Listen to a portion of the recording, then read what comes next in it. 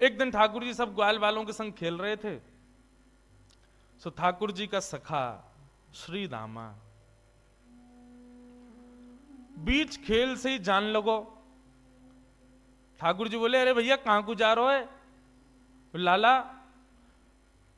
मैं तो अपनी ससुराल जा रहा हूं।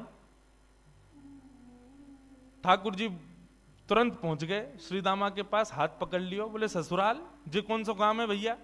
ब्रजभाषा समझ में आ रही है? देखो भैया, आप सब लोग अधिकतर यहाँ अहीर समाज के लोग बैठे, आप सब लोग ब्रज से ही हो, आपके सब पूर्वज ब्रज के ही हैं। ब्रज भाषा तो समझ में आनी चाहिए, आपके द्वारिकाधीश की भाषा है। ठाकुर जी बोले, भैया ये श्रीदामा जे कौन सा गांव है? ससुराल। श्रीदामा बोलो, अरे बाबड़े ससुराल गांव ना होवे। बोले, तो फिर का होवे ससुराल? बोले, ससुराल होवे ब्याह एवे के बाद में एक नहीं दो घर है जाए, एक तो होवे अपनी मैया को घर, पिता को घर, और एक होवे पत्नी के मैया पिता को घर, वाकू के हैं ससुराल।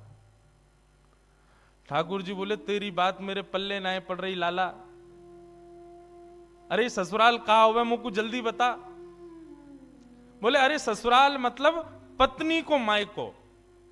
ठाकुर जी बोले, पत्नी जी पत्नी कौन होवे भैया? श्रीदामा समझा रो है,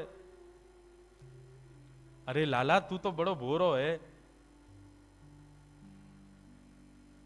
नेक बड़ो है जाएगो तो तेरो ब्याह है जाएगो, तेरी पत्नी आ जाएगी। ठाकुर जी बोले, मेरी पत्नी आवेगी? बोले, हम बे तो फिर मेरो ससुराल कहां है? श्रीदामा बोला, मो का पता तेरो ससुराल कहां है, जब ब्याह होगा तब पता चलेगी तेरो ससुराल कहां है। अब तो ठाकुर जी हट करने लगे, बोले, ना मेरो ससुराल बता, मेरो ससुराल कहां है? श्रीदामा बोलो, अरे अपनी मैया तो जाके पूछ ले, तेरी मैया बता देगी तेरो ससुराल कहां है। ठाकुर जी खेलते कूदते आज घर आए। यशोदा मैया रसोई घर में प्रसाद सिद्ध कर रही है। ठाकुर जी आके गोद में बैठ गए, बोले, मैया मेरो ससुराल कहां है? अब तो जैसे ही मैया ने सुनी मेरो ससुराल कहां है, लाला बोल लो। मैया बोली, लाला ये कहां से सीख आयो? बोले, आज मैया मैं खेल रहे हो तो श्रीदामा अपनी ससुराल गए हो, तो वो बोलो मैं ससुराल जा रहा हूं, तब से मेरे मन में आ रही मेरो ससुराल कहां है।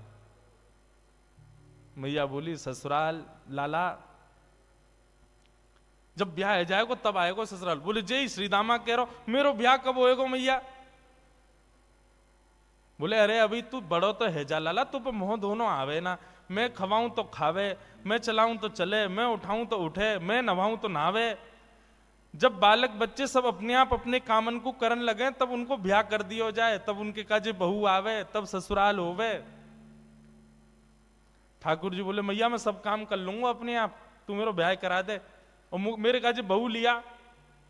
मैया बोली, नेक बड़ो तो है जा लाला, कहां ते लाऊं तेरे काजे बहू? ठाकुर जी बोले, या तो मेरे काजे बहू ला, नहीं तो श्रीदामा अपनी बहू ला रहा हो, बाकी बहू को मैं ले आऊंगा, वो बहू मेरी है जाएगी। मैया जोर से हंसी, बोले, लाला तेरी बात ऐसी ऐसी बात बनावे, बैठो बैठो। मैया बोली, करा दूंगी तेरो ब्याह, ज्यादा चिंता मत करे। अब तो ठाकुर जी रोने लगे, मैया मेरो अभी ब्याह करा, अभी ब्यावे जाऊंगा, मैं तो अभी ब्याह करूंगा। यशोदा मैया परेशान है गई, बोले, लाला चल करा दूंगी तेरो ब्याह, अब रोवे मत। बोले, कब करावेगी? तिथि बता मोकू, तिथि बता, दिन बता, समय बता, सब बता, तभी जाऊंगा यहां से। यशोदा मैया तो ऐसी परेशान भाई। ऐसे हमारे नन्हे से गोपाल जी बहू की और ससुराल की आस में बैठे। श्री दामा को ब्याह माधवी गोपी से भयो, माधवी सखी से भयो। माधवी आज श्री दामा माधवी को लेने के लिए ससुराल गए। ससुराल से जैसे ही माधवी आने लगी, सो मैया ने पढ़ा दी माधवी, और पढ़ा लिखा करके भेजी। बोले, देख तू अपने ससुराल जा रही है, जमाई राजा लेवे आए, लेकिन ध्यान रखियो, याद रखियो, ससुराल में सबको सम्मान करियो, सबको आदर करियो, सबसे प्रेम से रहियो। मैया खूब सिखा पढ़ा के भेजी। अपनी बहू को। लेकिन तेरे पति को एक सखा है, वाको नाम कृष्ण है, बस वहां से सावधान रहियो। क्यों मैया वहां से सावधान क्यों रहूं मैं? बोले अरे मैंने सुनो है वो कन्हैया जाकू अपना रूप दिखा दे, जाकू एक बार अपनी तिरछी नजर से देख ले, वाको फिर गृहस्थ आश्रम गृहस्थ जीवन बर्बाद है जाए।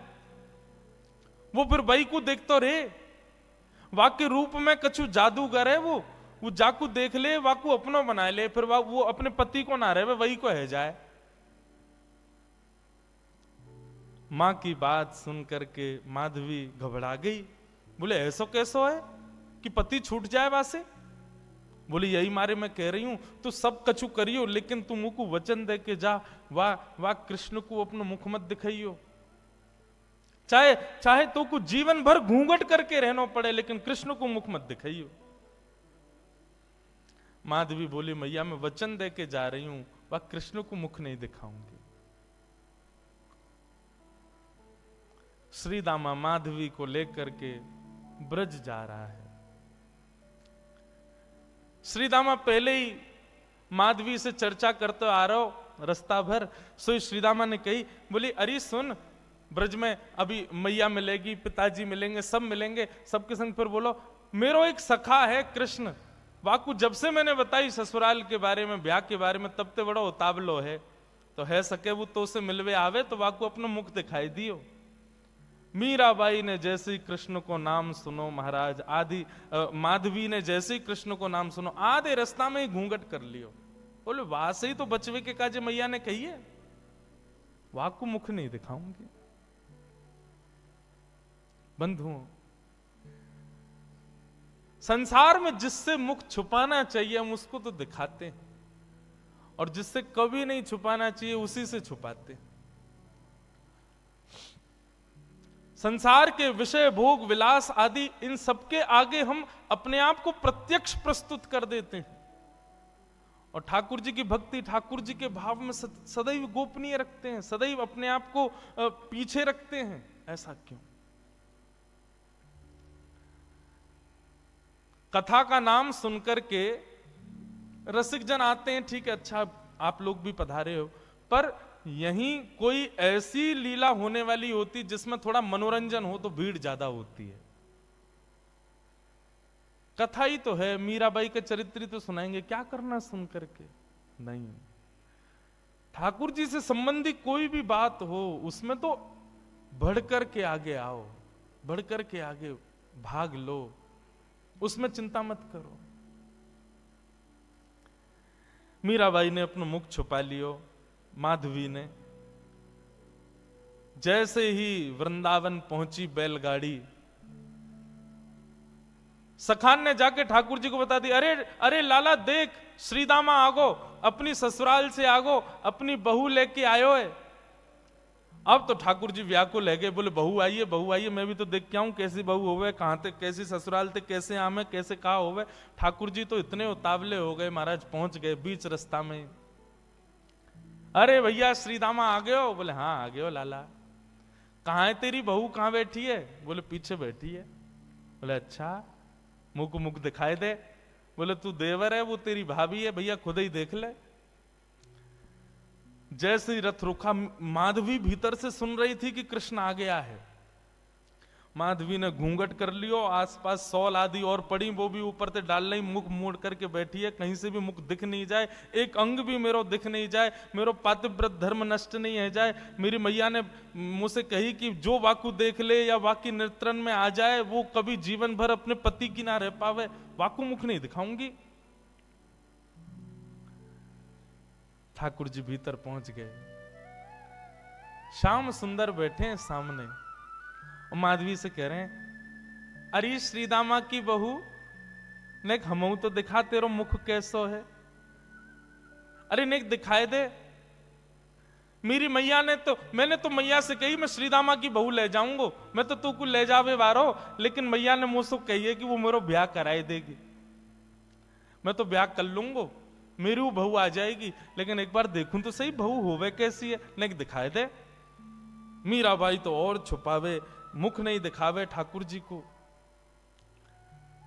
ठाकुर जी कभी पाम पकड़े सो इधर को है जाए, ने ठाकुर जी बगल में आमे सो इधर को भाग जाए। खूब देर ठाकुर जी मनोहार करते रहे, लेकिन माधवी ने अपना मुख नहीं दिखाया। थोड़ी बहुत देर तो ठाकुर जी मनोहार करते रहे। जब माधवी ने मुख नहीं दिखाया सो ठाकुर जी बोले, देख तू मोसों अपनो मुख छुपाए रही है, तो है ना पतो मेरो मुख देखवे के काजे सब तरस हैं, सब तड़फ हैं। बड़े बड़े ऋषि महात्मा ज्ञानी हिमालय पर जाकर के तपस्या करें तब जाके मेरो मुख दिखे, और तेरे सामने प्रत्यक्ष बैठा हूं, हाथ जोड़ रहा हूं, पाम पर रहा हूं, तब वो अपना मुख नहीं दिखा रही है। जा तड़पेगी तू मुंह को देखवे के काजे, तरसेगी, व्याकुल रहेगी जीवन भर। माधवी ने मानो ऐसा इशारा किया कि मोह देखवे की जरूरत ना है, मोह तड़पवे की जरूरत ना है, चले जाओ यहां से। ठाकुर जी निकल के बाहर आए, बोले अरे श्रीदामा, मोह तो लगे तेरी बहू भेड़ी दिखे, बाकी आंख कमजोर, बाकी एक आंख ते काणी है। श्रीदामा बोलो नहीं तो। बोले तो नाक टेढ़ी है, बोले नहीं तो। बोले होठ कटे हुए हैं, बोले नहीं तो। बोले दिखाई ना रही, ऐसे मुंह छुपा रही है जैसे कितनी कुरूपणी है। कोई बात ना श्रीदामा, मेरी बहू आवेगी, मैं तो को नहीं दिखाऊंगा, ले जा अपनी बहू है। माधवी चली गई, अपने घर आ गई। लेकिन बंधुओं, गोविंद दामोदर स्तोत्र में कहते हैं ना, ग्रहे ग्रहे गोप वधू कदम्बा, सर्वे मिलित्वा समवाप्य योग्यम, पुण्यानि नामानि पठन्ति नित्यम, गोविंद दामोदर माधवेति। ब्रज में तो और कुछ होता ही नहीं है, हर घर में केवल कृष्ण की चर्चा चलती रहती है।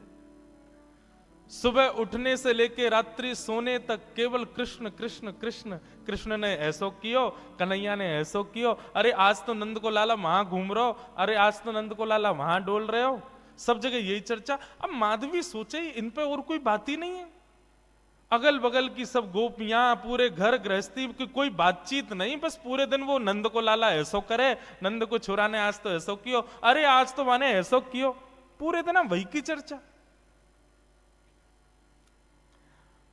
अब माधवी कहे किससे, अपनी सास से कहे, अगल बगल की गोपियों से कहे, बोले तुम लोगन पे और कोई बात ना है, कभी बैठ जाओ, कहीं चले जाओ, 24 घंटा या कृष्ण कृष्ण कृष्ण कृष्ण वही की चर्चा करते रहो। और भी तो कई बातें गृह गृहस्थी की कर लो भैया, ये 24 घंटा कन्हैया।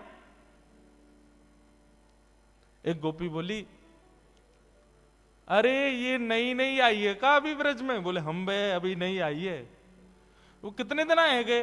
बोले 3 दिन आए गए। वो 3 दिन आए गए, एरी गोपी, एरी माधवी, तेने कन्हैया देखो अभी तक, या कन्हैया की दृष्टि पड़ी तो पे? माधवी बोली, मैं नहीं दिखाऊंगी वाकू अपना मुख, मेरी मैया ने मनाई करके भेजो है कि वाकू मुख दिखावे से यही स्थिति है जाए जो तुम लोगन की, अपनी पति की चर्चा नहीं करो, वह नेक से कन्हैया की चर्चा कर रही हो, मैं तो ना दिखाऊंगी वाकू मुख। गोपियां सब बोली, यही मारे तेरे मुख से वाक्य काजे ऐसे दुर्वचन निकलने, अभी तेने वाको मुख देखो ना है, अभी तेने वाको रूप देखो ना है, यही मारे ऐसे बोल रही है।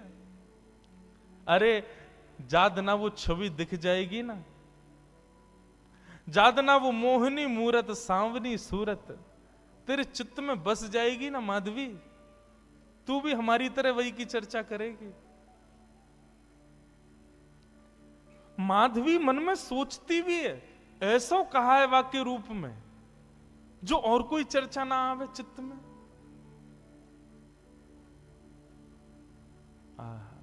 बंधुओं, अष्ट सखा गाते हैं, सबने गाया, किसने नहीं गाया?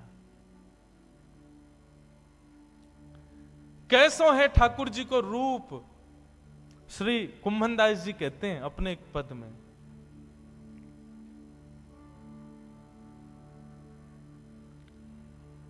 नैना पलक लागे नहीं, रूप देखे। अरे माधवी, वह कन्हैया को रूप कैसो है? बोले नेत्रन से जब वो सामने दिखेगा ना, तो जैसे पलक मानो झपकनो अपने आप को भूल जाएंगी, ये पलक नीचे आनो भूल जाएंगे। आज हम संसार की कोई वस्तु देखें तो पलक ना जाने कितनी बार झपके, हमें खुद को पता ना चले। बोले श्याम सुंदर जब नेत्रन के सामने आएंगे तो पलक भी भूल जाएंगी कि हमको झपकनो है। ऐसा रूप है वाको। गोवर्धन के अंग अंग प्रति, निरख नैन मन रहत नहीं। अरे वाको एक एक अंग ऐसा है कि एक अंग को देखेगी तो वर्षों तक एक ही अंग को चिंतन चलता रहेगा। ऐसा ना है कि एक बार में नेत्रन को भी देख ले, मुख को भी देख ले, कानन को भी देख ले, हाथ भी देख ले, पाँव नहीं, एक बार में एक ही अंग दिखेगा और वही कोई चिंतन चलता रहेगा। कहरी कहो कछु कहत न आवे, चुत चुरायो वे मांग दही। कहा कहूं, वाक्य रूप को वर्णन ना कर सकूं। माधवी बोली ऐसो काय वाक्य रूप में? बोले वर्णन को विषय ना है, कोई बता ही ना सके। अरे कितनों बड़ो वक्ता आ जाए, वाक्य रूप को वर्णन कोई ना कर सके।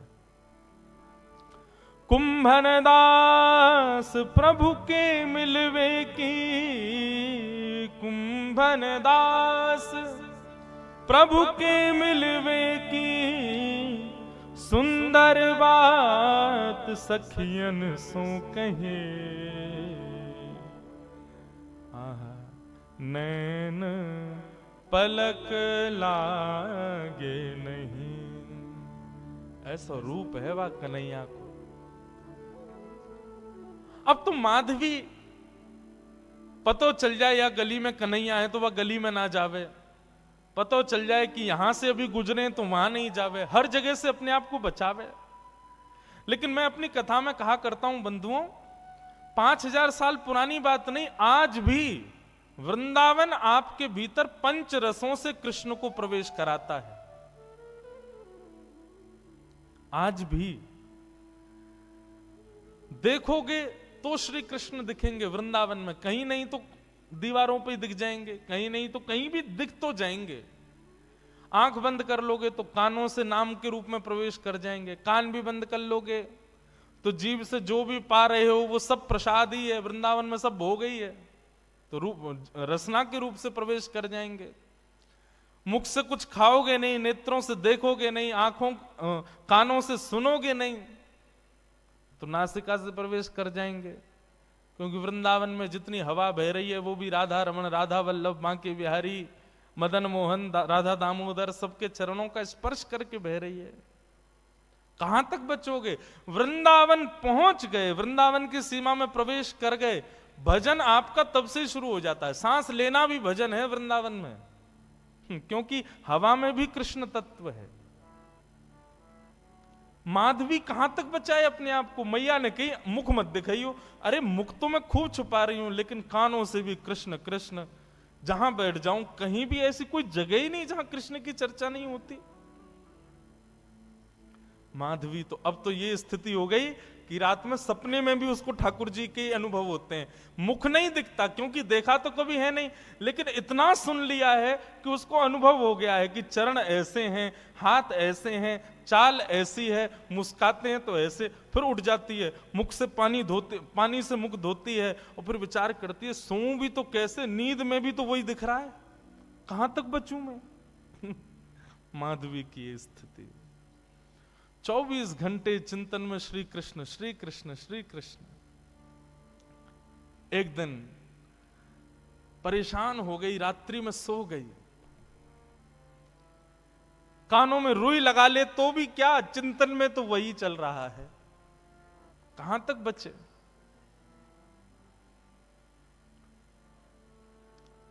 रात्रि में सोई थी, आज मानो मीराबाई को ऐसा लगा कि सुबह हो गई है, और तुरंत उठ करके हाथ मुंह धो करके माधवी ने मटका उठाया, यमुना जल भरने के लिए निकल पड़ी।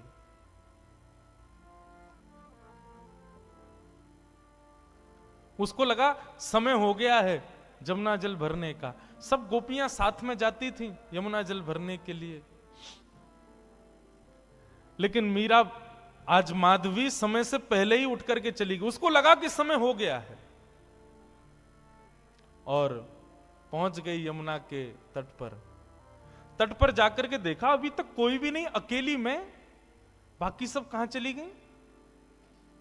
हो सकता है मुझे विलंब हो गया हो, या मन में भाव आया मैं जल्दी आ गई हूं तो कोई बात नहीं, भर लेती हूं, अब आई गई हूं तो। अकेली है यमुना के तट पर माधवी। जैसे ही यमुना जल भरने लगी मटके में,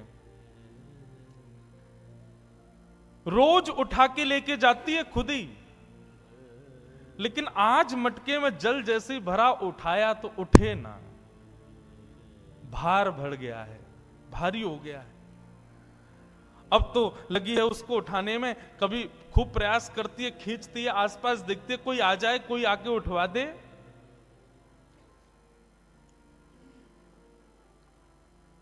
इतने में ही बांकी अदा से अपनी चाल चलते भये, त्रिभंग लली श्याम सुंदर, कमल कटाक्ष नेत्र हैं, सुंदर दंतावली, चंदन की सुगंधी से आच्छादित करते हुए मार्ग को पहुंच गए यमुना के तट पर। माधवी आसपास देख रही है, कोई दिखे तो आवे, उठवावे। तभी दृष्टि पड़ी श्याम वर्ण, नन्हे से श्याम सुंदर छोटो सो बालक। माधवी ने देखा तो था नहीं उनको, देख करके लगा अरे पता ना कौन सी गोपी को छोटो सो सुंदर सो बालक सवेरे सवेरे जमुना के तट पर घूम रहा है। मीराबाई ने तुरंत आवाज दी, अरे ओ लाला, अरे ओ भैया, नेक अयो इतकू अयो। ठाकुर जी कूदते फांदते अपनी चंचल अदा से, कभी यहां देखें कभी वहां देखें, ऐसी मधुर मुस्कान उनकी, पहुंच गए माधवी के पास। एक बार को तो मानो जैसे देखती रह गई माधवी, लेकिन मन में ये एक बार भी नहीं आया कि ये वही तो नहीं है जिससे बचना चाह रही हूं। नन्नो सो बालक है, चंचल सोया को बदन है, जरूर कोई गोपी को छोरा होगो। मटकी रखी है और माधवी ने कही, अरे लाला तूने किए जल की भरी, यमुना जल की भरी मटकी ने ऊंचाई दे, मुंह पे उठना ही रही है, बहुत भारी है गई है। ठाकुर जी इशारों करके बोले हाँ मैं उठवाए दूं। अब भाई जैसे मीराबाई माधवी उठाने लगी, ठाकुर जी ने अपनी दोनों भुजान को वामे मानो जैसे एक भाव जैसो दियो, सोई मटकी उठ गई। अब मटकी तो उठी, ठाकुर जी नेक से नेक उठा के इतनी ऊपर तक कर देते, लेकिन ज्यों ज्यों मटकी उठाई ठाकुर जी त्यों त्यों लंबे रहते चले गए और बिल्कुल मीराबाई के सन्मुख खड़े है गए। ऊंचाई करके जैसे ही मटकी शीश पे धारण कराई, शीश पे मटकी धारण करते ही माधवी ने अपने नेत्रन से सामने देखो, और जैसे ही सामने देखा, आहा, वरहा पीडम नटवर वपुः कर्णयो कर्णकारम, विभ्रदवास कनक कपिसं वै जयंतीं चमालां, रंध्रान वेणु वधर सुधया पूरयन गोप वृंदै वृंदारण्यम स्वपद रमणम प्राविशद गीत कीर्ति। दोनों भुजा से मटकी पकड़ रखी है, नेत्रों से सामने श्याम सुंदर को देख रही है, मुख खुला हुआ है, प्रश्वेत के बिंदु माथे से नीचे गिर रहे हैं, और अचेत अवस्था में मीराबाई उनके रूप को देख रही है, माधवी उनके रूप को देख रही है।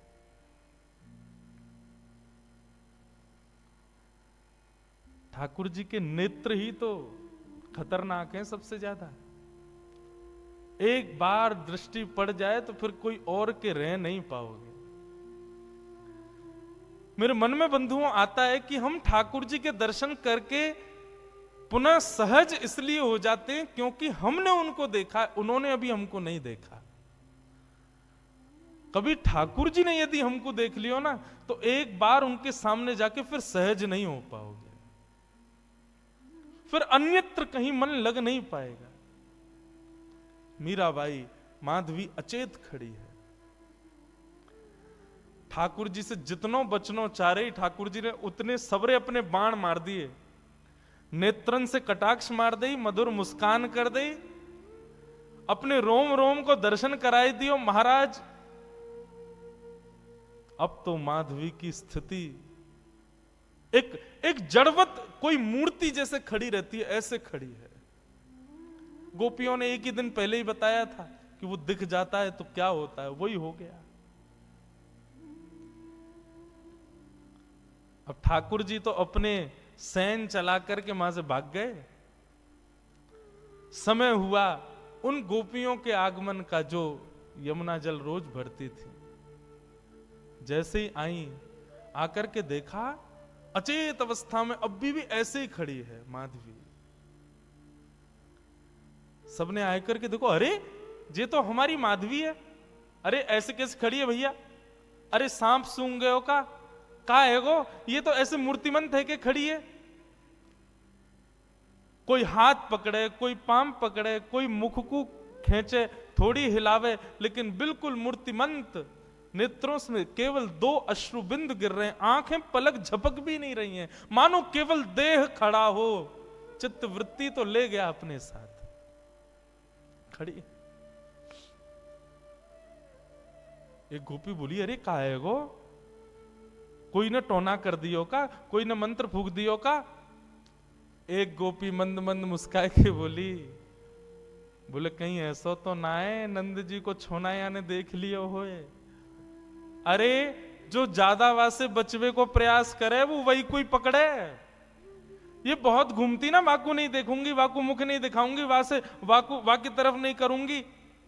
मुझे लगे कहीं वही ने तो याकू अपनो दर्शन नहीं करा दियो।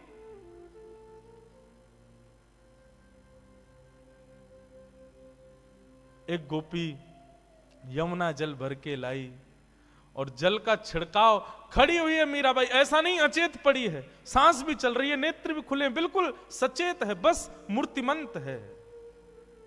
पानी का छिड़काव किया, मुख पर जैसे जल मारा तब मानो जैसे रुकी हुई श्वास आई हो, और जल पड़ते ही मूर्छित होकर के गिर पड़ी माधवी। जल का छिड़काव किया, पैरों को मलना शुरू किया, हाथ दबाए, तब जाकर के चेतना आई। और चेतना आकर के उठते ही बोली, वो कहां है? वो कहां चला गया? उस सांवरो सो कटाक्ष नेत्र, अरे कोई गोपी को बालक आया हो, इतनो सुंदर, और बार बार बोलते बोलते मूर्छित हो जाए, फिर चेतना आवे, फिर मूर्छित हो जाए, फिर चेतना आवे, फिर मूर्छित हो जाए। सब गोपियां चिंतित नहीं, मुस्कुरा रही हैं। अब जैसे ही माधवी चेतना में आई, आते ही बोली, तुम सब मुस्कुरा रही हो, मेरी स्थिति तो देखो, मुझ को ज्वर चढ़ रहे हो है, मुझसे चलो ना जा रहे हो, मुझसे उठो ना जा रहे हो, मेरी स्थिति ऐसी क्यों हो रही हो? तुम सब मुस्कुरा रही हो। तब एक गोपी बोली, तेने कोई और को लाला ना देखो, तू जैसे बचवे को प्रयास कर रही ना, वही आयो तेरे पास, वही नंद नंदन, वही श्याम सुंदर, वही हमारी यशोदा जी को लाला, वही तेरे खसम को मित्र कृष्ण, वही आयो।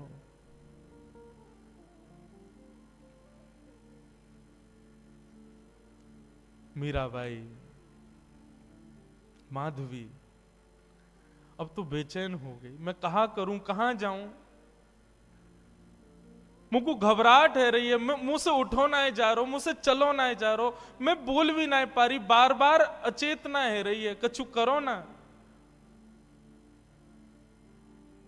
सब प्रकार के प्रयास किए, लेकिन माधवी कहे नहीं, अब तो एक ही उपाय है कि वाके सामने मुंह को ले चलो, मुंह को दिखाए दो, वाको रूप दिखाए दो।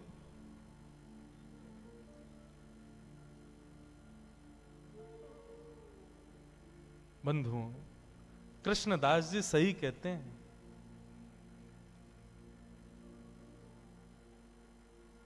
सजल श्याम घन वरण लीन है, फिर चित अनत न भटक्यो, मेरो मन गिरधर छवि पे अटक्यो। मेरो मन गिरधर छवि पे अटक्यो मेरो मन गिरधर। गाओ बंधुओं, माधवी मीरा इनके चरित्र को सुन तो रहे हैं हम, पर ये स्थिति होना असंभव है। पर जिसके संग भी होती है ना, उसको ब्रह्म सुख जैसा लगता है। माधवी कह रही है मुझे कष्ट हो रहा है, लेकिन कष्ट अनुभव ऐसा है भी नहीं कि मुझे कष्ट हो रहा है। सांसारिक देह की स्थिति पूछो तो मैं कष्ट में हूं, पर मेरी अंतरात्मा से पूछो तो मैं ब्रह्म सुख में हूं। मुझे आनंद आ रहा है, मुझे छेड़ो मत, रहने दो इसी अवस्था में। ऐसी स्थिति हो गई माधवी की। मेरो मन गिरधर छवि पे अटक्यो, मेरो मन गिरधर छवि पे। बंधुओं सुनो, नेत्र बंद करके अपने चित्त में ठाकुर जी का स्मरण करो, दिव्य झांकी का अनुभव करो और संग संग गाओ, मधुर भाव से गाओ, ठाकुर जी को याद करके गाओ।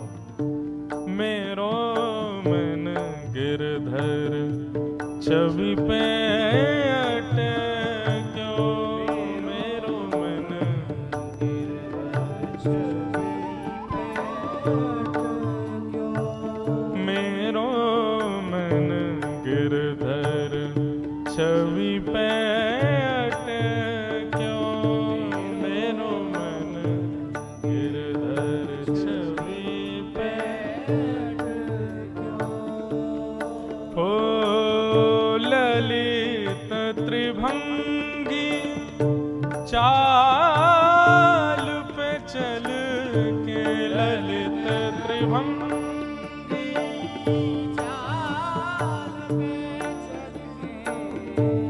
ललित त्रिभंगी चाल पे चल के, ललित त्रिभंगी चाल पे चल के, चिबुक चारू गड़ी ठट क्यों, हो चिबुक चारू गड़ी ठट क्यों, मेरो मन गिरधर छवि पे अटक्यो, मेरो मन गिरधर छवि पे अटक्यो, मेरो मन गिरधर छवि पे अटक्यो,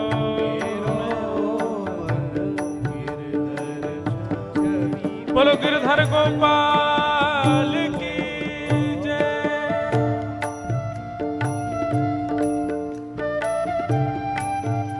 जय हो प्राणनाथ।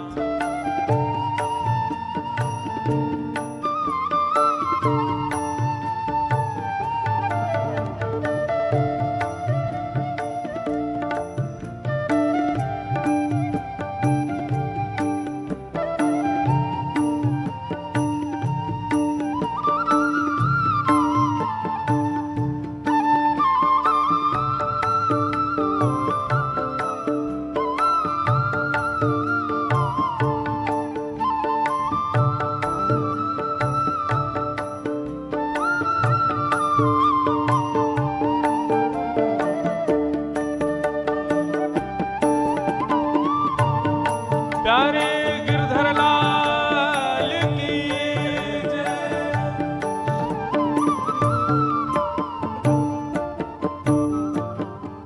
सजल श्याम घन वरण लीन है,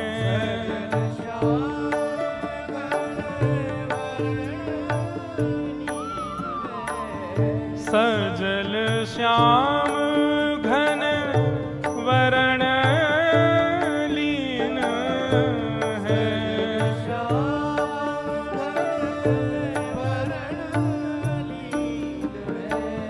फिर चित अनंत न भट क्यों,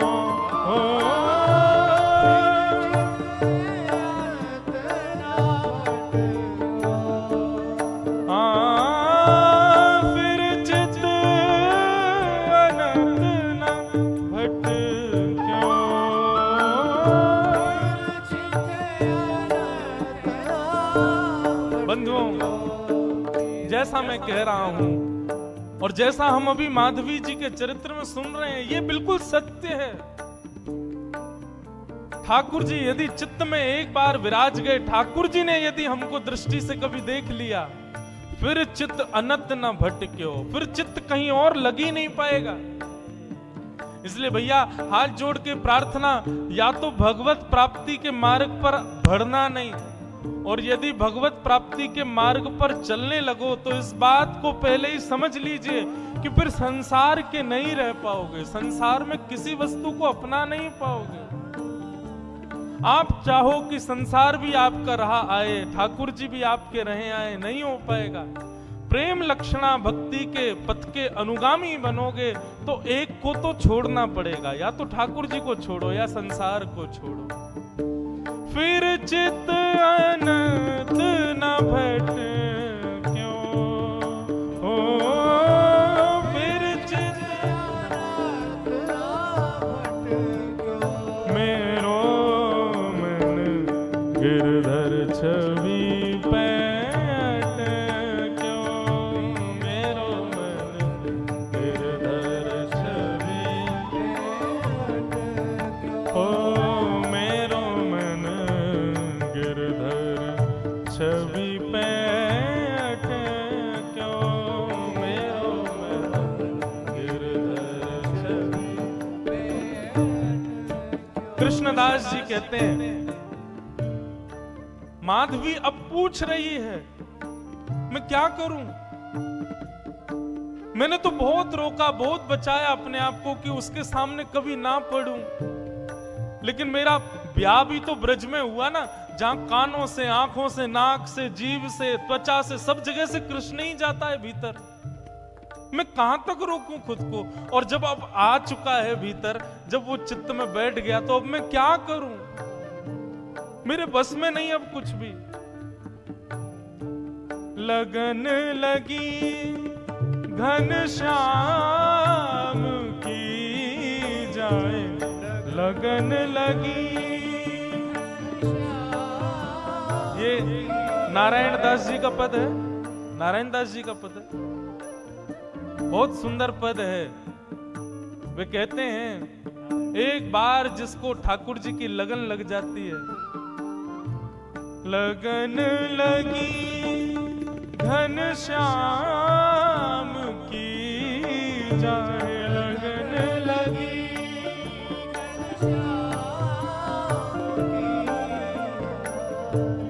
लगन लगी घनश्याम की जाए, लगन लगी। कृष्णदास जी कहते हैं, एक बार लगन यदि लग गई ठाकुर जी की, फिर संसार के नहीं रह पाओगे, तो फिर करें क्या, फिर क्या उपाय है? एक ही उपाय है, कृष्णदास किए प्राण न्युछावर,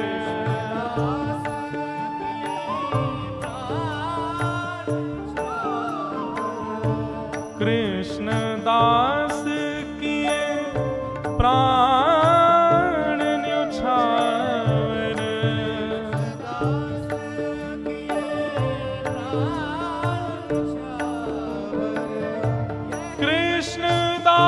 कृष्णदास किए प्राण न्युछावर,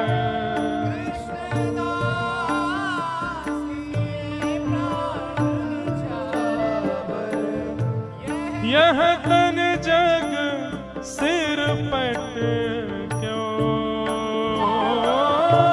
यह तन जग सिर पट क्यों, ओ मेरो मन गिरधर छवि पैठ क्यों, मेरो मन गिरधर छवि पैठ क्यों, मेरो मन गिरधर छवि पैठ क्यों, मेरो गिरधर छवि पैठ, छवि पैठ क्यों, छवि पैठ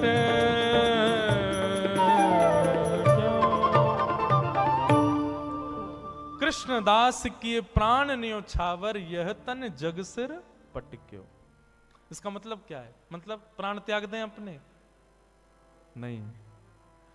कृष्णदास किए प्राण न्योछावर का मतलब जीवन न्योछावर। अब जीवन की हर स्थिति ठाकुर जी को अर्पित करो। अभी हम लोगों ने अपना पूरा जीवन किसको अर्पित कर रखा है? अपने तन को। इसी को ही सजाने संवारने खिलाने पिलाने उठाने सुलाने, इसी का नाम यश वैभव कराने में ही लगे रहते हैं हम लोग। लेकिन वैष्णव भक्त का एक एक क्षण केवल ठाकुर जी के लिए होता है।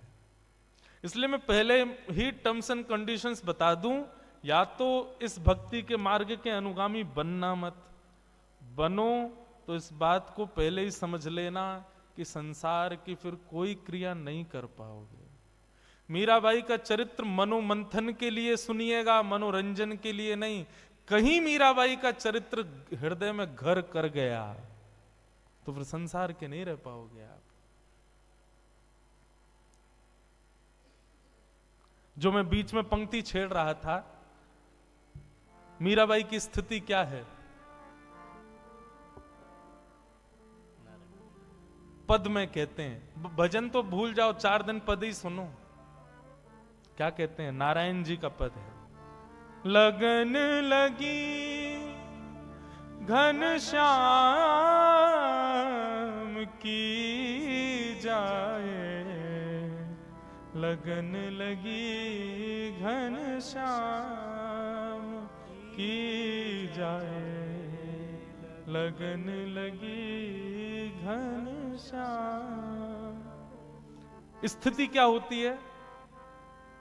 धरत कहूं पग परत है कित हूं, रखोगे कहीं पैर और जाएगा कहीं।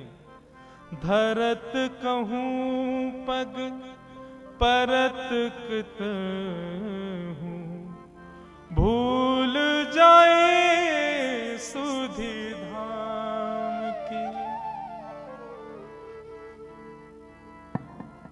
छवि निहार नहीं रह सार कछु, छवि निहार नहीं रह सार कछु, धरि पल निस दिन जाम की जाए, लगन लगी घन श्याम की जाए, लगन लगी घन श्याम की। बंधुओं, ठाकुर जी कुछ रूपों से आकृष्ट करते हैं। 5 रस तो प्रमुख हैं, रूप रस स्पर्श गंध और शब्द। जरूरी नहीं है कि कथा से ही आपका चित्त पकड़ा जाए, लेकिन एक बात समझिएगा, कथा से ठाकुर जी के नहीं हो पाए तो बाकियों में संशय हो सकता है कि बाकियों से ठाकुर जी के हो पाओगे। या तो ठाकुर जी का रूप देख करके आप उनके आसक्त हो जाओगे, या तो ठाकुर जी के रसयुक्त कीर्तन पद को सुन के उनके हो जाओगे, या तो ठाकुर जी के या ठाकुर जी के वैष्णवों के स्पर्श से उनके हो जाओगे, या ठाकुर जी की सुंदर गंध यानी कि उनके अनुभव से उनके हो जाओगे। लेकिन रूप रस स्पर्श गंध ये चारों तब तक सार्थक नहीं होंगे जब तक शब्द से उनके नहीं होंगे, मतलब कथा से उनके नहीं होंगे। माधवी के साथ क्या हुआ? 24 घंटे ब्रज में कृष्ण की चर्चा चलती रहती है, तो ना चाहते हुए भी कृष्ण चिंतन जा रहा था चित्त में, कृष्ण की कथा प्रवेश कर रही थी चित्त में।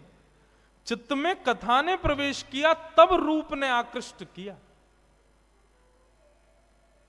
कथा पहले आएगी जीवन में, और माफ कीजिए, जिसके जीवन में कथा ने प्रभाव नहीं किया ना, वो उसके सामने ठाकुर जी खड़े भी हो जाएंगे तो भी उसका कुछ नहीं होगा। कथा प्रथम आसक्ति है। आपके श्री रुक्मणी जी ने जब द्वारिकाधीश को पत्र लिखा, क्या कहा? कि श्रुत्वा गुणान भुवन सुंदर शृण्वताम ते। श्रुत्वा गुणान, मैंने आपको सुना है, और जब से सुना है तब से आपसे प्रेम किया है। मतलब बिना सुने प्रेम नहीं हो सकता।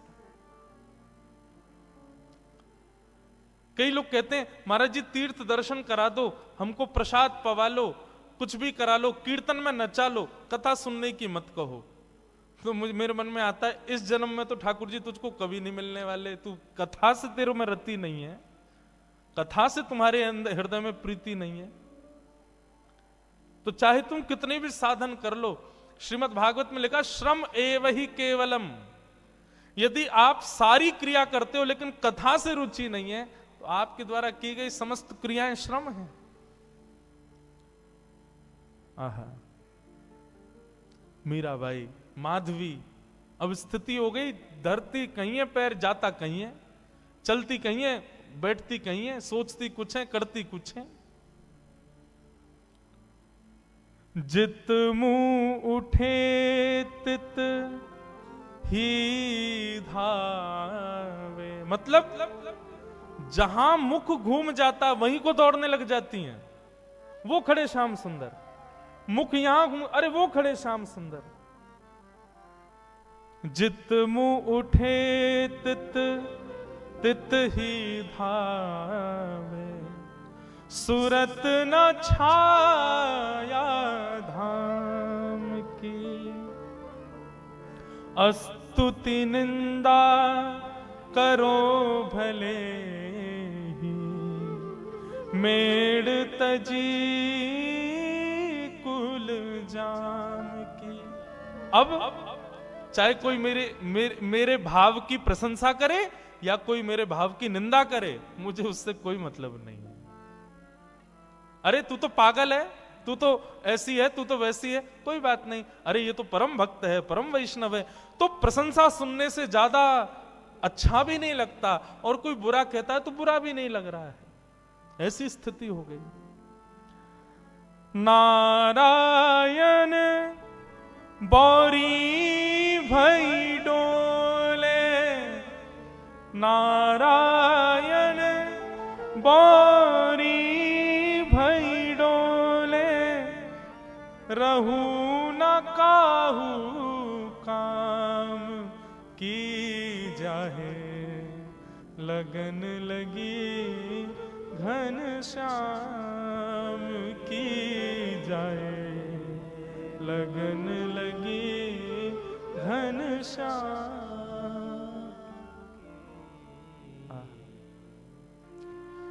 हम किसी काम के नहीं हैं, आपको पता है। हमारी माता जी, हमारे परिवार के लोग हमसे इसलिए दुखी रहते हैं, बोले इससे केवल कथा करना आता और कुछ नहीं आता इसको। हम जब, वैसे तो घर जाने का अवसर नहीं मिलता, 2-3 महीना कथाओं में ही रहते हैं, लेकिन जब घर जाते हैं तो घर के काम माता जी कहती हैं ये भी देखो, वो देखो, भैया इतने दिन में आए हो, ये देखो, तो वो सब होता ही नहीं है। बस कथा करा लो, ठाकुर जी की सेवा करा लो, उत्सव करा लो, इसके अलावा कुछ और करने को कहोगे तो हम बिल्कुल अंगूठा छाप हैं हर चीज में, हमसे कुछ नहीं हो सकता। और यही स्थिति है बंधु। यदि आप संसार के और किसी काम के रह गए तो समझो अभी ठाकुर जी के भय नहीं। माधवी की स्थिति ऐसी हो गई। लगन लगी घन श्याम की जाए, लगन लगी घन श्याम। व्याकुल हो गई माधवी, गोपियों से कहने लगी मैं तुम्हारे हाथ जोड़ूं, पैर पूजूं, मुझे नंद नंदन के पास ले चलो। बंधुओं, यह हमारे ब्रज साहित्य की कथा है। ब्रज की कोई गोपी जब उसको ठाकुर जी का दर्शन करना होता था तो क्या करती थी? यमुना जल भरने जाती और चलते चलते धूप का बहाना लगा के कि धूप में चक्कर आ गए और चक्कर खा के गिर जाती, और फिर उस पर जल डालो, औषधि पिलाओ, किसी से ठीक नहीं होती। तब 2-4 गोपी जाती ठाकुर जी के पास, बोले एक गोपी बेहोश हो गई, चलो। ठाकुर जी आते फिर, और ठाकुर जी आकर के वाक्य कान में आकर के कहते चल रही गोपी जल्दी खड़ी है, जा मैं आ गयो। सोई गोपी चेतना में आ जाती, ठाकुर जी को देख लेती, ठीक हो जाती। ठाकुर जी वैद्य बन गए, वैद्य राज। गोपियों की चिकित्सा करते हुए घूमते हैं। एक बार एक गोपी की मैया बोली, बोले ये लाला बड़ो कान में कहा बोले, सबरी गोपी उठ के खड़ी है जाए। एक बार वो वृद्ध गोपी ने विचार किया, आज मैं बीमार होके देखूं, मैं देखूं कहा बोले कान में। उसकी भावना तो कुछ थी नहीं, ठाकुर जी के प्रति प्रेम तो था नहीं। ऐसी चलती चिड़ती हाय राम गिर गई करके बेहोश हो गई। गोपी बोली अरे बेहोश हो गई है सासू मां, कन्हैया को बुलाओ। ठाकुर जी आए, ठाकुर जी आके देखते ही पहचान गए, बोले भाव नहीं है, जबरदस्ती पहचान करना चाह रही है कि मैं कान में क्या बोलता हूं। ठाकुर जी आए, आकर के पहले नब्ज उठा के देखी, बेहोश थोड़ी थी, चेतना में थी, वो तो सुनना चाह रही थी, कान में मंत्र क्या बोलते हैं ये। ठाकुर जी ने पहले नब्ज देखी और फिर वो जो पड़ी थी उसकी बहू से बोली, अरे तेरी सासू तो बहुत बीमार रह गई है, याकू तो बड़ो वालो मंत्र देना पड़ेगा। बोले कहा, बोले मंत्र से काम ना चलेगो, या के काजे तो नीम तोड़ के लाओ और नीम को कंडा में जला के नीम को धुआं करो, वहां में लाल मिर्च डालो, वो या कि नाक पे लगाओ तब ठीक होएगी। इतने में सास उठ के खड़ी है गई, मैं ठीक है गई लाला, है गई ठीक, तेरे फार्म पूजू, बस अब कचू ना चाहिए। श्याम सुंदर ऐसे गोपियों की चिकित्सा करते हैं। लेकिन आज जब माधवी की स्थिति ऐसी भई, गोपियां कहीं, बोले लाला एक नई गोपी आई है, अचेत पड़ी है, लाला एक बार दर्शन दे दे। बोले कहा नाम है बाको? माधवी। अरे अपने श्रीदामा की बहू। भगवान बोले वो बहू? बोले हाँ। वो ससुराल ते आई का है? बोले हाँ वही।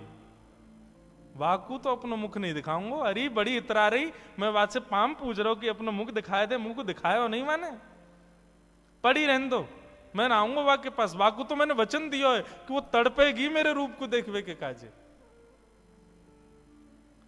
ठाकुर जी नहीं गए माधवी से मिलने, क्योंकि ठाकुर जी चाहते थे कि यह विरह वेदना कलयुग में प्रेम लक्षण बन के जन्म लेगा, इसलिए विरह देना पड़ेगा।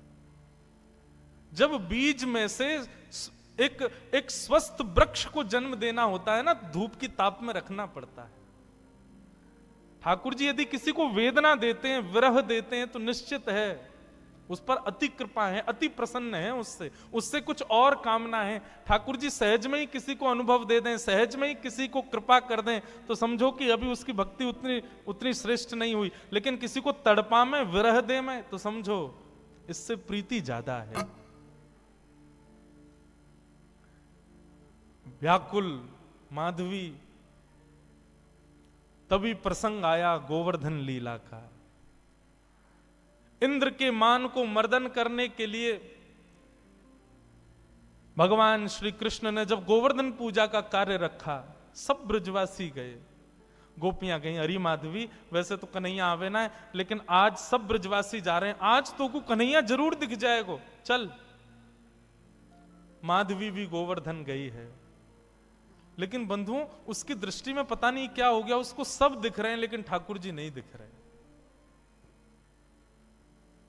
गोपियों से कहे कहीं दिखे श्याम सुंदर? बोले वो तो घूम रहे सामने, देखे तो ठाकुर जी ओझल हो जाएं, ठाकुर जी कहीं छुप जाएं, मानो कोई लता पत्र अपने आप आगे आ जाए, बाधाएं अपने आप खड़ी होने लगी और त्यों त्यों व्याकुल होवे माधवी।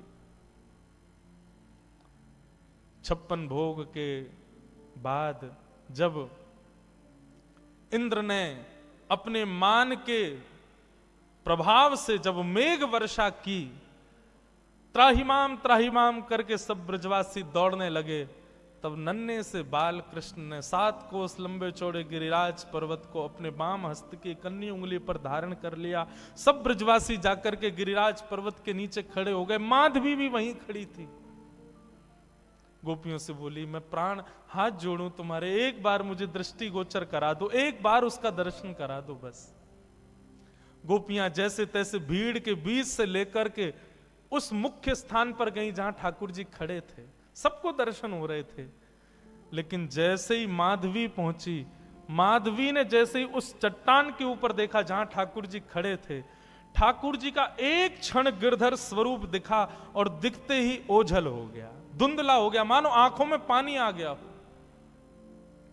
खूब मीड़े, खूब जल डाले, लेकिन ठाकुर जी नहीं दिखे। प्राण निकलने को होने लगे माधवी के, लेकिन निकल भी नहीं रहे हैं। सिर पकड़ के बैठी है, प्राण ही निकल जाए, नहीं दिख रहे हैं तो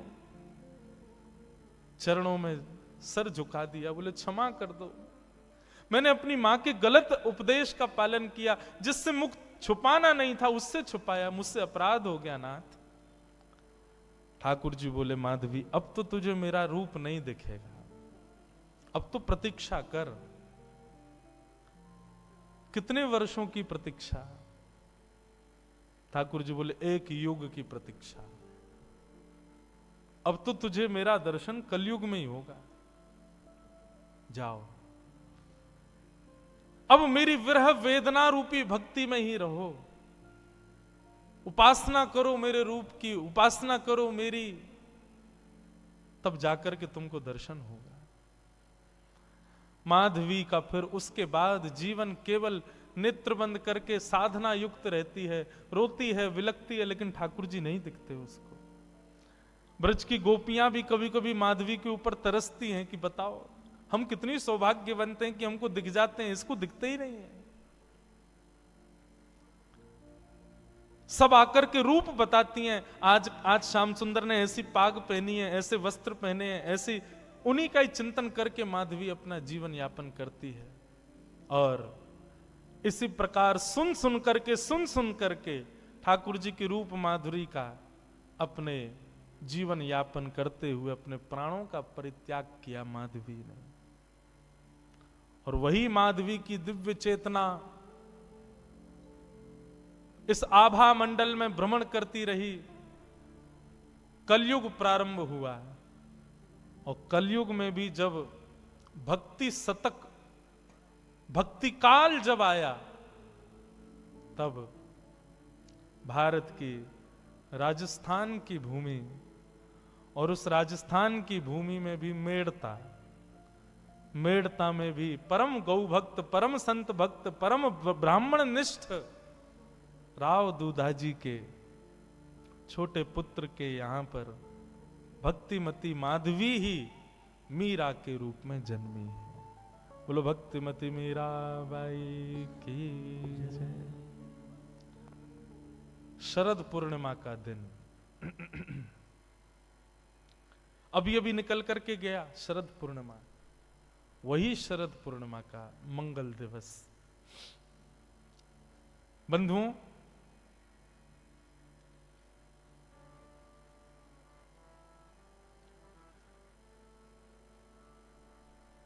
शरद पूर्णिमा के दिन मीराबाई का अवतरण इस बात की पुष्टि है कि वो वही माधवी नाम की गोपी ही प्रकट हुई है, क्योंकि यही शरद पूर्णिमा है जिस पूर्णिमा पर ठाकुर जी समस्त गोपांगनाओं के साथ में आनंद करते हैं, ब्रज विलास करते हैं, रास विलास करते हैं। उसी शरद पूर्णिमा के दिन वीर कुंवरी जी, जो मीराबाई की मां है, उनके विषय में भी वर्णन आता है बंधुओं की दूधा जी के यहां पर संत वैष्णव आते रहते थे, और जब भी कोई संत आते थे तो दूधा जी का प्रस्ताव जाता था कि भगवान अगर आपको अवकाश हो तो घर पर आइए, कथा सुनाइए भागवत की। मैं अपनी कथाओं में कहा करता हूं बंधुओं, सूरदास, मीराबाई, कुंभन दास, रैदास, ये जितने भी भगवत भक्त कलिकाल में हुए ना, सबकी जन्मदात्री हमारी श्रीमद् भागवती है। श्रीमद् भागवत से ही उद्गम हुआ है, इन्हीं के भावों से ही पुष्ट होकर के ये सब पधारे हैं। इसलिए बंधुओं, जीवन में कभी श्रीमद् भागवत का आश्रय मत छोड़ना। श्रीमद् भागवत ही दिव्य चेतना धारण करके जब चित्त में विराजमान होगी, तभी भक्ति भाव प्रकट होगा। मैं अपनी कथाओं में कहा करता हूं, कथा से धर्म नहीं सीख पाओगे। श्रीमद् भागवत की कथा धर्म नहीं सिखाती, अर्थ नहीं सिखाती, मोक्ष नहीं देती। श्रीमद् भागवत कुछ नहीं देगी। श्रीमद् भागवत केवल प्रेम लक्षणा भक्ति प्रदान करती है। कृष्ण प्रिय लगने लगते हैं भागवत से। तो कुंवरी जी बैठकर के कथा सुनती थी, जो भी संत आते थे कथा सुनाते थे। श्रीमद् भागवत की कथा हुई, एक संत सुना रहे थे, तो मीराबाई की माताजी बड़ी जिज्ञासाएं प्रकट करती थी। कथा के बाद में प्रश्न पूछती थी व्यास जी से, अनेक प्रश्न पूछती थी। बंधुओं, ज्ञान सदैव जिज्ञासा के पात्र में ही टिकता है, जिज्ञासा होनी चाहिए। मीराबाई का आप जब चरित्र सुनोगे, इतने प्रश्न करती थी, इतने प्रश्न, और ऐसे ऐसे प्रश्न कि अच्छे अच्छे ज्ञानी चुप हो जाते थे। लेकिन बंधुओं, एक समय ऐसा आता है मीराबाई के जीवन में कि प्रश्नों का समाधान मिल जाता है, सब समाप्त हो जाते हैं। जब तक जिज्ञासा है, जब तक प्रश्न है, तब तक ही बस भाग रहे हैं। जैसे ही सबका उत्तर, कृष्ण आएंगे, सबके उत्तर अपने आप मिलेंगे। और यही हुआ। मीराबाई की माताजी जब कथा सुनती थी, गर्भ में बालक है, और ये तो निधान भागवत में भी बताया गया कि जब गर्भवती माता हो तब तो कथा का आश्रय जरूर लेवे, क्योंकि गर्भ का बालक जब गर्भ में होता है तभी उसकी बुद्धि मति का निर्माण होता है। उस समय कथा सुनाई जाए तो निश्चित बालक पर प्रभाव देगी। तो मीराबाई की माताजी कथा सुनती थी, ऐसे ऐसे प्रश्न करती थी। बोले, भगवान आप कहते हैं कि ठाकुर जी ने मन बनाया, मैं अकेला हूं, बहुत होना चाहता हूं, तब भगवान ने सृष्टि बनाई। जो पूर्ण काम है उसको एको हम बहुश्याम की स्थिति क्यों? जिसको संसार से कोई मतलब नहीं है, जो अपने आप में परिपूर्ण है, उसको सृष्टि बनाने की इच्छा क्यों प्रकट होती है? ये सब प्रश्न कुंवरी जी करती हैं, मीराबाई की पूज्य माता जी। एक दिन प्रश्न किया, यदि माया भगवान के सामने टिक नहीं पाती तो फिर इस संसार को कौन बनाता है? संसार तो माया है, और जब माया भगवान के आगे नहीं टिक सकती तो क्या भगवान ने संसार को नहीं बनाया? ऐसे ऐसे प्रश्न बाई जी करती थी। दूधा जी बैठ करके सुनते थे, थोड़े आनंदित भी होते थे, चलो प्रश्न तो अच्छे हैं, ऐसे प्रश्न जिज्ञासा प्रकट कर रही हैं, इसका मतलब श्रेष्ठता है, कथा सुनती हैं।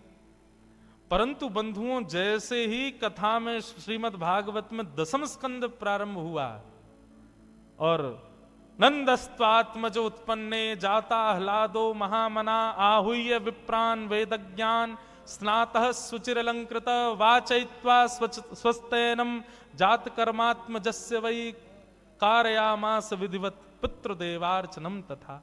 जैसे ही नंदोत्सव की कथा प्रारंभ हुई, एक दिन 2 दिन निकल गए। अब दूधा जी कहें कि भाई रोज प्रश्न पूछती थी बहू रानी, आजकल प्रश्न नहीं पूछ रही है। पूछवाया, बोले अब कोई जिज्ञासा नहीं तुम्हारी?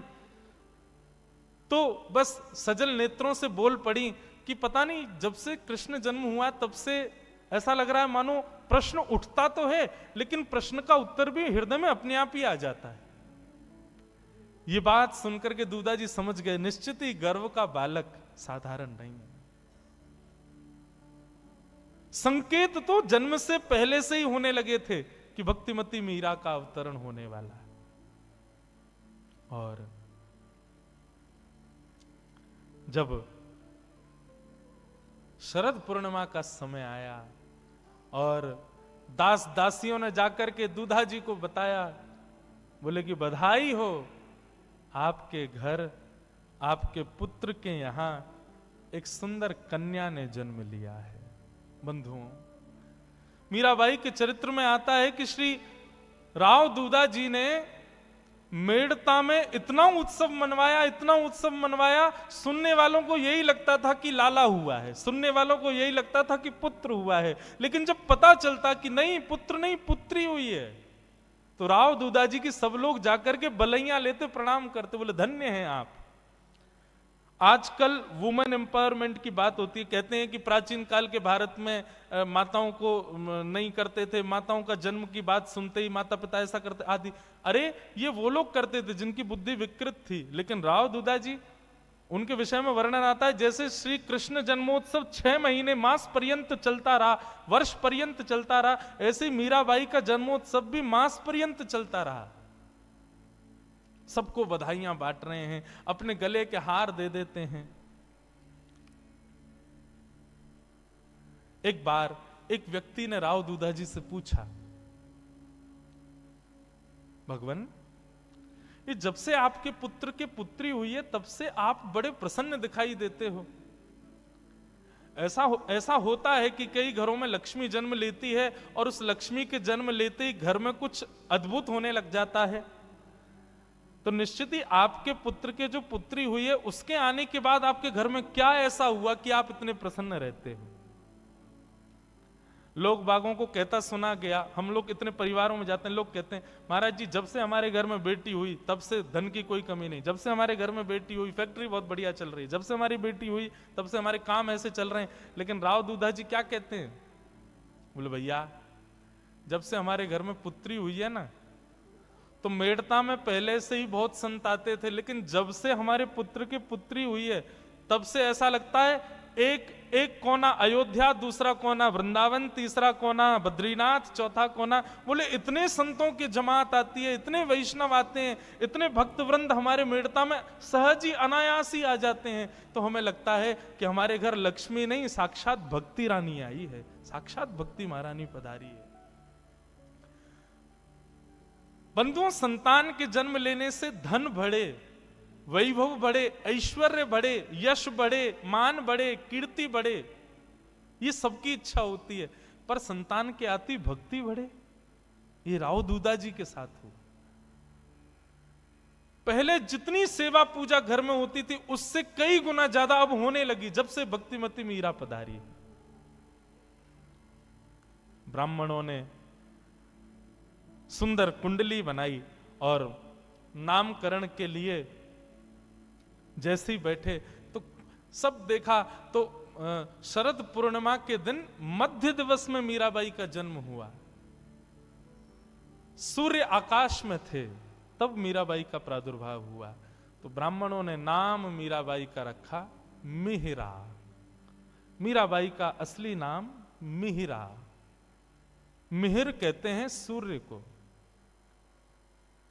ऐसे सूर्य के प्रकाश में पूर्णिमा के दिन उनका जन्म हुआ, इसलिए नाम पड़ा मिहिरा। परंतु फिर अब घर में होता ही है कि लोग बाग जब नाम बोलते हैं तो फिर वो शॉर्ट फॉर्म हो ही जाता है। तो मिहिरा मिहिरा मिहिरा करते करते मीरा मीरा हो गया। लेकिन मूल नाम जो ब्राह्मणों ने रखा मीराबाई का वो है मिहिरा। मिहिरा नाम रखा गया। ब्राह्मणों ने, राजपुरोहितों ने आकर के बताया, बोले महाराज आपकी ये बालिका, इसके गुण कैसे? बोले शांत होगी, सुशीला होगी, बुद्धिमती होगी, ऐश्वर्यशालिनी होगी, यशस्विनी होगी, धर्मानुरागिनी होगी, भक्तिमती होगी, योगिनी होगी, संसार के सुख से रहित रहने वाली होगी, ज्यादा संसार के भोग विलास उपभोग में इसकी रति कम होगी, अपने कुल को यश प्रदान करने वाली होगी, माता पिता का नाम अमर करने वाली होगी, दसों दिशाओं में युग युगांतकों तक आपकी इस बालिका का नाम रहेगा, कई मानवों की प्रेरणा की स्रोत बनेगी। और प्राचीन काल में वैसे तो आज भी ज्योतिषी से आप पूछोगे तो वो बता देगा कि मृत्यु कैसी होती है, पर अब बताते नहीं है। पर यहां पे ये भी बता दिया, बोले इसका मृत्यु काल एक आश्चर्य बन के रह जाएगा, आपकी ये बालिका ऐसी होगी। ये सब भाव सुनकर के राव दूधा जी बड़े प्रसन्न रहने लगे। घर में उत्सव होते हैं, रोज नए संत पधारते हैं, कोई सत्संग की क्रिया होती है, कुछ भी होता है।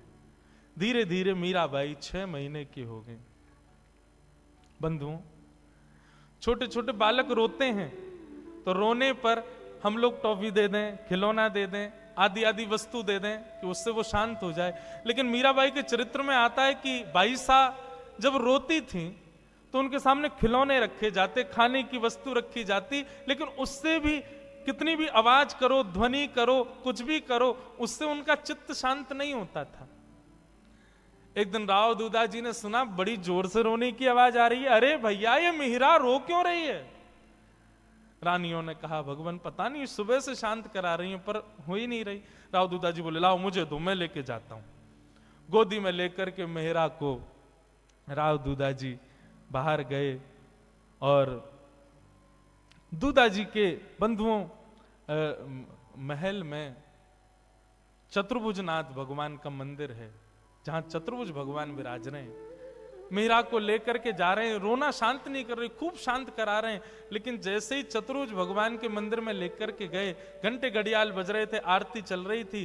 राव दूधा जी ने इशारा किया, देखो देखो लाली सामने देखो, जय जय जय जय। मीराबाई ने जैसे ही सामने ठाकुर जी को देखा, शांत हो गए। एक टक अपलक नेत्रों से 6 महीने की बालिका ठाकुर जी को देख रही है और ठाकुर जी के रूप पर मानो वहीं से ही न्योछावर हो रही है। घर के लोगों को उपाय पता चल गया। अब तो मीरा जब भी रोवे सब उठा के उसको मंदिर ले जाए और मंदिर जाते कुछ मत करो, घंटे घड़ियाल भी मत बजाओ, बस मंदिर में जाके बैठ जाओ, मीरा अपने आप शांत हो जाती है। अब तो घर में जो भी आता है, मीरा जैसे ही रोती है लेकर के सब मंदिर भागते हैं और मीरा शांत हो जाती है। बंधुओं, आजकल तो पता नहीं, पर प्राचीन काल में ऐसा होता था कि जब बालक 6 महीने का बड़ा होने लगता, अन्नप्राशन संस्कार होता, उसको पहला अन्न खिलाया जाता। तब आज भी शायद मैंने 1-2 जगह वीडियोस में तो देखा, बच्चों के आगे 4-5 वस्तु रखते हैं। गीता जी रखेंगे, पैसा रखेंगे और छुरी रखेंगे और बहुत सारी चीजें रख देते हैं। बच्चे को छोड़ देते हैं, जब वो गुटमुन चलने लगता है और फिर देखते हैं वो किसकी तरफ आकृष्ट होगा। तो बालक यदि चक्कू वक्कू पे हाथ धर दे तो माता पिता तभी रोने लग जाते, बोले अरे इसको सिखाना पड़ेगा, इसको सुधारना पड़ेगा, अभी से ही हाथ धर दिया। तो बचपन से ही माता पिता उसका फिर वातावरण शुद्ध करते थे, कहीं बिगड़ ना जाए। लेकिन वो बालक गीता जी पे हाथ रखता है या कहीं श्रेष्ठ स्थान पे, ऐसा होता था ना पहले, आजकल तो नहीं होता। आजकल बंधुओं करना भी मत। बताऊं क्यों? क्योंकि 9 महीने बालक गर्भ में रहा, उस समय माता पिता की ही चित्तवृत्ति शुद्ध नहीं थी, तो निश्चित है बालक जन्म लेती गलत वस्तु ही छुएगा, तो जीवन भर घबराहट में रहोगे। इसलिए बढ़िया अब करना ही नहीं ये काम। श्रीमद् भागवत कहती है बंधुओं, बालक का पालन जन्म होने के बाद नहीं होता, बालक का पालन तो 9 महीने मां के गर्भ में ही हो जाता है। उसको संभालते हो आप जन्म लेने के बाद, लेकिन उसकी बुद्धि और चित्त का निर्माण तो तब होता है जब 9 महीने वो मां के गर्भ में होता है। उस समय मां जैसी रहती है, जैसा सोचती है, जैसा करती है, उसका प्रभाव बालक पर होता है। श्रीमद् भागवत में 5 काम बताए गए। गर्भवती माताओं को 5 चीजों का ध्यान रखना चाहिए। 5 काम कौन कौन से? जैसे ही पता चले गर्भ में बालक आ गया है, गर्भ में बालक है, उसके बाद में मां जब तक बालक को जन्म ना दे, इन 5 चीजों का ध्यान रखे। क्या?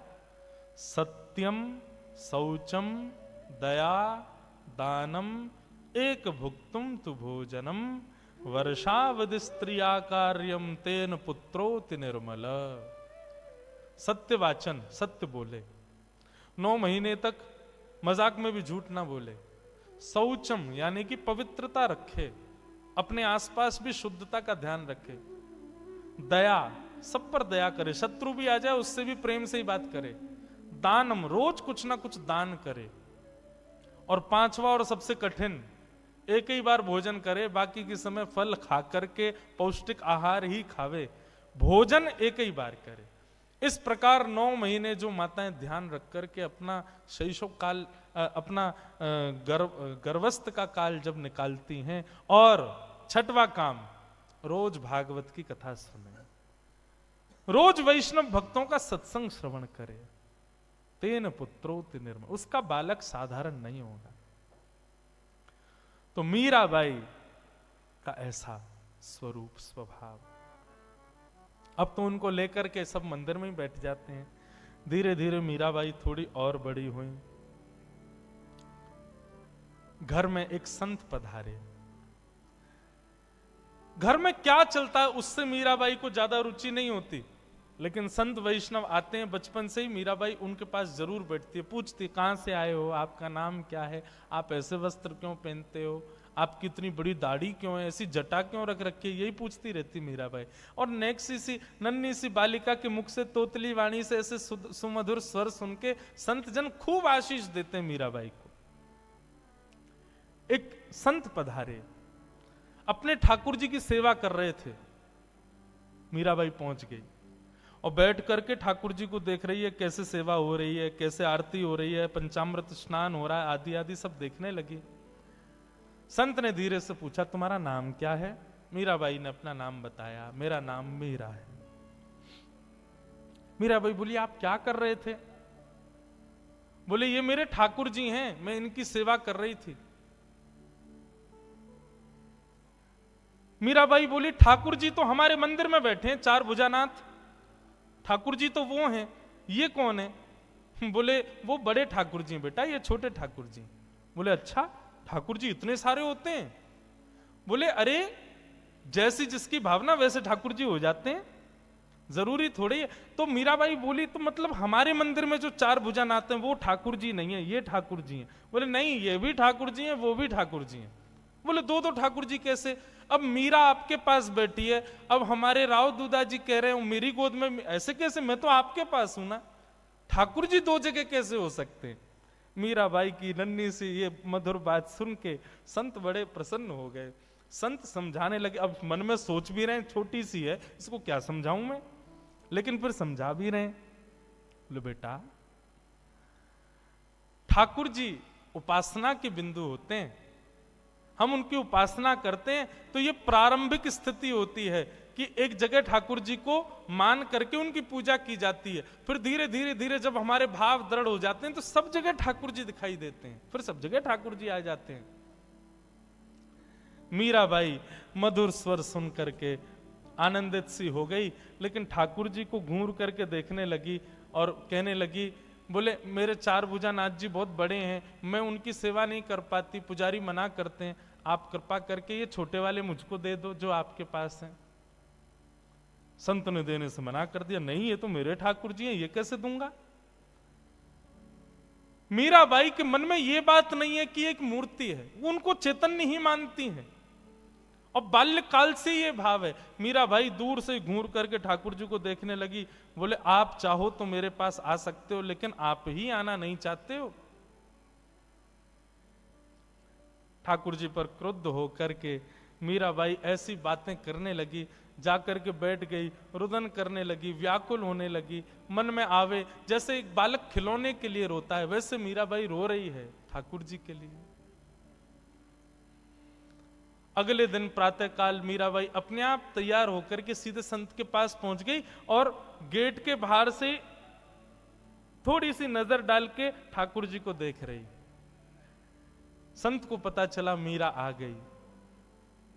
आज पता नहीं संत के हृदय में क्या भाव आया, गए और अपने ठाकुर जी को उठा के लाए और ला करके मीराबाई से कहा, हाथ आगे करो। मीरा ने हाथ आगे किया। सो छोटे से ठाकुर जी जिनकी संत सेवा करते थे, मीरा के हाथ में पधरा दिए। लो, अब से ये तुम्हारे, सेवा करो इनकी। ले मीरा है गिरधर तेरा, ले मीरा है गिरधर तेरा, सेवा पूर्ण भई अब मेरी, सेवा पूर्ण भई अब मेरी, जागा भाग्य है तेरा बेटी जागा भाग्य है तेरा, ले मीरा है गिरधर तेरा, ले मीरा है गिरधर तेरा। मीराबाई को गिरधर प्राप्त हो गए।